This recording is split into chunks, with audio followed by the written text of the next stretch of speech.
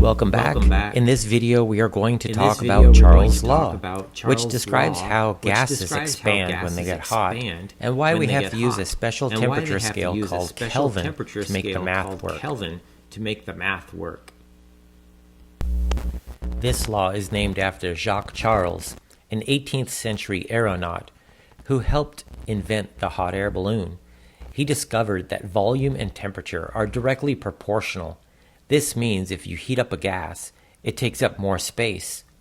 And if you cool down a gas, it shrinks and takes up less space, as long as you don't change the pressure or the amount of the gas.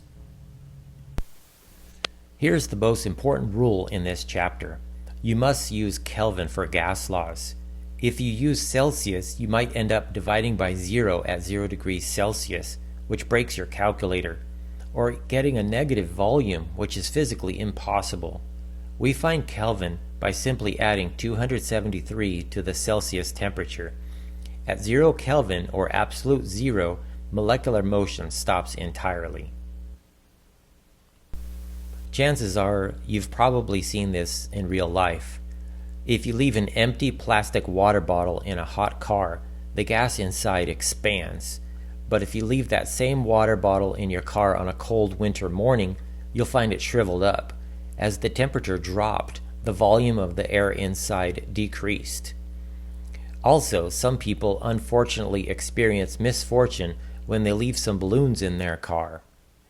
The hot environment causes the gas to expand to such a point that balloons pop. Another example of this is that usually you see your engine. Mathematically, Charles' law is written as V1 over T1 equals V2 over T2.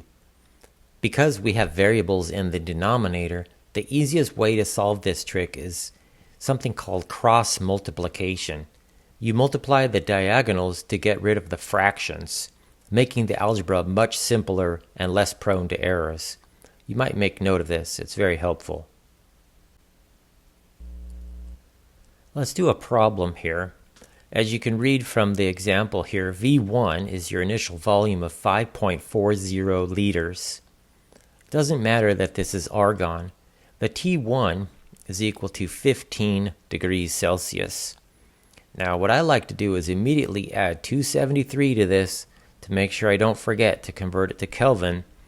And so grab your calculator and add those two numbers up together, and you get a value of 288 Kelvin, capital K. So that's what we'll use in the math. V2 is the final volume, and it's not given, that's what we're trying to find out. T2, the final temperature, is 42 degrees Celsius. Again, we want to immediately add 273 Celsius to this to convert it to Kelvin right away.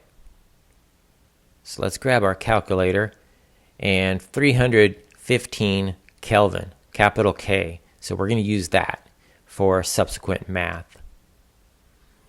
All right, now we want to write down Charles' law. V1 over T1 equals V2 over T2. Like I previously showed you, you want to do cross multiplication.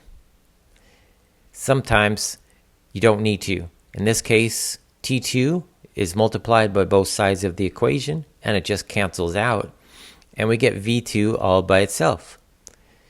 V2 is equal to T2 times V1 over T1. Be very careful with your ones and twos. So let's plug things in. T2 is 315 Kelvin, and we're going to multiply that by 5.40 liters, and we're going to divide that by 315 Kelvin. Oops, that's T2 back again. So let me fix this for a second. So we're supposed to divide by T1. T1 is that first temperature I had up there, 288 Kelvin. So watch out for that. Make sure you're plugging in the right numbers into the right values.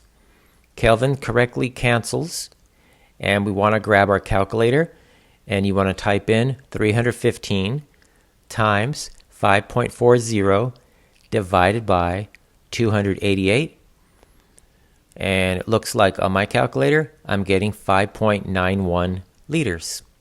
So that's the final answer here.